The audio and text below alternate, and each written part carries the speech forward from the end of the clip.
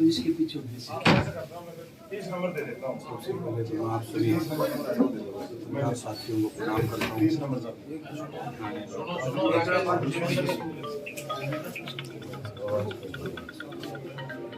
अब जो है हम बात करते हैं कि इस यात्रा की जरूरत पड़ी मुझे युवाओं की पीड़ा देखने, उनका सीटी के नाम पर जिस प्रकार का खिलवाड़ और पुलिस ज्वाइनिंग को लेकर जिस प्रकार वो दबदबी ठोकरे सड़कों पे बैठे, कौशल रोजगार के निगम के नाम पर जिस प्रकार में PhD किए हुए हमारे बच्चे की चपरासी लगने के लिए किस प्रकार उनके साथ में उनका शोषण होने लगा,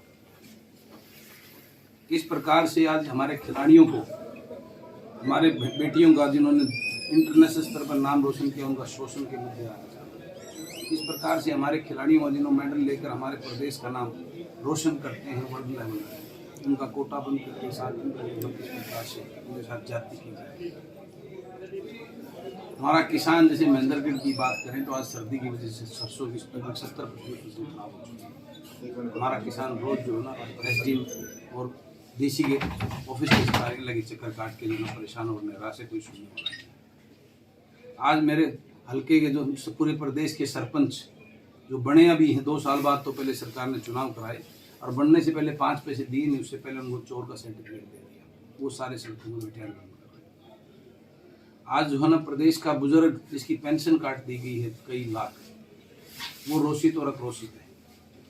आज प्रदेश के फैमिली ID की इनकम के नाम पर जो है गरीब का जो है ना के साथ ऐसा खिलवाड़ कर गया है, उसके पीले राशन कार्ड काट कर जो है ना उनके साथ में मजाक बना दिया है। सरकार एक तरफ फ्री राशन देने की, उनको सुविधा देने की बात करती है, मैं कहता हूँ गरीब के साथ क्यों मजाक करते हो, क्यों उसको हाथ में कटोरा देकर रखना चाहते हो। डेली वेजेस जो है ना गरीब के 700 रुपये कर दो, उसको 21 दिन की गारंटी दे दो, प्रत्येक घर के अंदर जो है ना रोजगार मिलेगा मनरेगा उसमें, और 700 रुपये कर दो 21,000 रुपये मिलेंगे, उसको किसी फ्री चीज़ की लेने की जरूरत नहीं पड़ेगी, सरकार के सामने कटोरा लेके खड़ा होने की जरूरत नहीं पड़ेगी। सरकार की जिसने इतनी हर वर्ग परेशान निराश और आक्रोशित है, सरकारी स्कूलों को बंद करने की तैयारी की थी, गरीब का बच्चा भी सरकारी स्कूलों को चिराग योजना के नाम से उसके अनेकों ऐसे मुद्दे हैं जिस मुद्दे को छेड़ोगे आप कि आज हर वर्ग जो है न त्रास और पीड़ित है। आज जातिवाद के नाम पे हमें एक दूसरे को बांट दिया गया। किसान एक ऐसा जिसमें 36 बिरादरी आती है, उसमें भी किसान को बांट के एक तरफ आज 36 बिरादरी का भाईचारा संकट में पड़ता है। डेवलपमेंट की बात करोगे तो कोई बात करने को सरकार के नेता कोई बात नहीं। मैं पूछना चाहता हूँ कब तक ये खेल चलेगा। इस बात को जगाने के लिए मैं जो है ना जन जागृति पर यात्रा लेकर जो है इस प्रदेश में मैं बात करता हूँ महेंद्रगढ़ की। आज मैंने देखा यहाँ मैंने गड्ढों के अंदर सड़क देखी, मैंने यहाँ युवाओं की पीड़ा देखी है। एक फौज की भर्ती का जज्बा और सोच होती थी मेरे से, वो भी अग्निवीर के नाम पे उनका सपना तोड़ दिया। मैं इसलिए निकला हूँ कि वो पीड़ा दर्द है, क्योंकि मैं एक सामान्य परिवार से हूँ, फौजी का बेटा हूँ, गाँव में पढ़ा हुआ हूँ, गाँव के सरकारी स्कूल की शिक्षा ली। मुझे दर्द होता है आदमी जीवित को लेकर, उसको जगाने कब तक ये खेल चलेगा। यहाँ पे पिछले 45 साल से जो मैंने देखा है, 2 ही ऐसे विधायक हैं जो एक बार उसको बना देते हैं।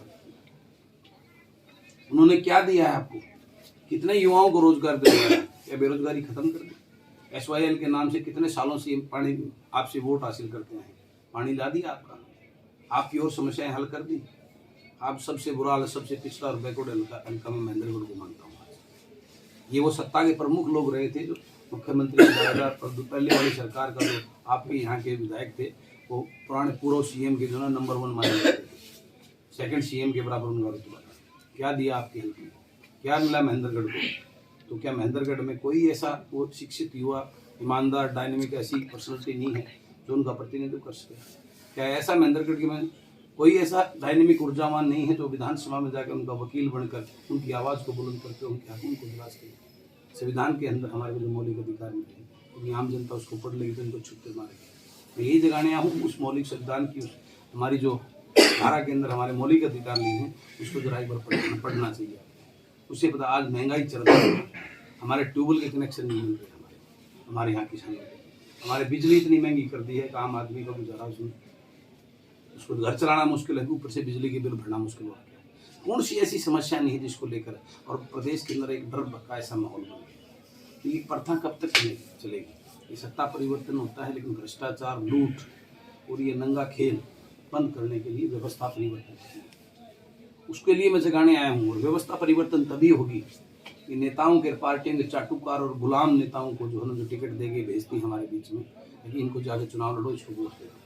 क्योंकि मैं विधानसभा में मैंने देखा है वो दर्द को और पीड़ा को, और मैंने तो विधानसभा में कहा है वो मोनी बाबा बन के चुपचाप जो है ना, कोई भी अपने हक के क्षेत्र के लिए आवाज़ नहीं बुलंद करता।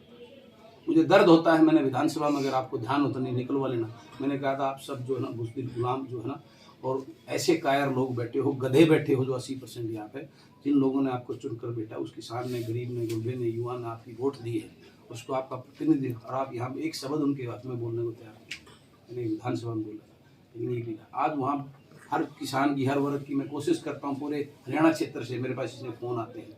मैं आज आपके बीच में इसलिए आया हूँ कि पूरे हरियाणा प्रदेश से युवा के, किसान के, गरीब के, कर्मचारी के, व्यापारी के मेरे पास फ़ोन है, भाई साहब आप आगे बढ़ो, आप आगे बढ़ो, आपसे एक उम्मीद है, आप इस प्रदेश को जगा सकते हो।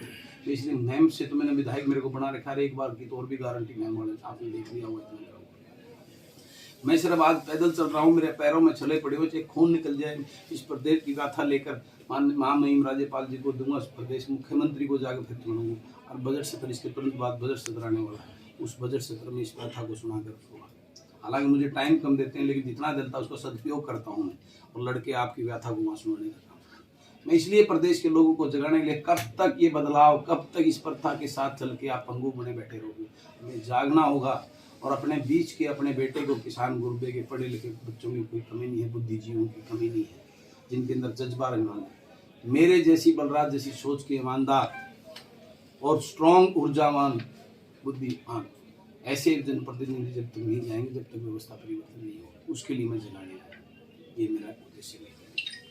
और आज मैंने देखा जिस प्रकार से आक्रोशित, मेरे को आज दूसरा दिन का पड़ाव है। 2 दिन के अंदर जो है ना, महेंद्रगढ़ लोकसभा की जो है ना 3 सीटें हैं, 3 विधानसभा मैंने कवर की, नंगलचोटी, नारनौल और महेंद्रगढ़ में।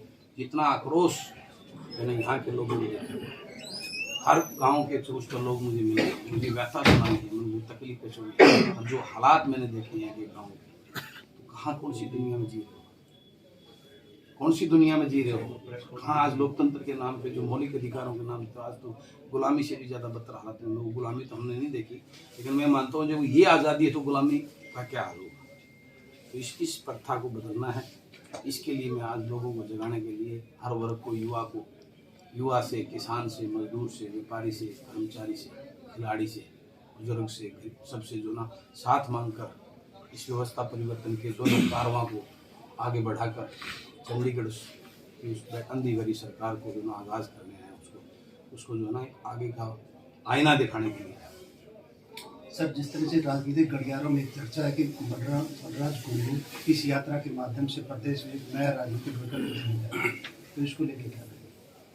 मैं नहीं कोई विकल्प देना चाहता हूँ, मैं लोगों को कहना चाहता हूँ आप नया विकल्प तैयार कीजिए। कब तक इस प्रथा से बाहर नहीं निकलेंगे? मैं नहीं विकल्प करना चाहता, मैं लोगों को कहना चाहता हूँ आप उठिए और नया विकल्प बनाइए। क्योंकि केवल विकल्प नया क्यों नहीं हो सकता? कब तक इस ढर्रे पे ये 5 घरानों की राजनीति कब तक चलेगी? कब तक गुलाम और चाटुकारों को टिकट मिलकर जो है ना ये जनता के साथ लूट और भ्रष्टाचार चलता रहेगा? कब तक ये गरीब ऐसे ही पिसता रहेगा? कब तक युवा का ये बेहाल रहेगा? कब तक? मैं चाहता हूँ विधानसभा के अंदर 50 जिस दिन यूथ, बुद्धिजीवी, पढ़े लिखे, डायनेमिक, ईमानदार के क्रांतिकारी पहुँच गए, उस दिन किसी को आक्रोश होकर किसी को आंदोलन नहीं करना पड़ेगा। उनका वो वकील विधानसभा में बैठकर उनकी नीतियाँ, उनके लिए कानून बनाने का काम करेगा।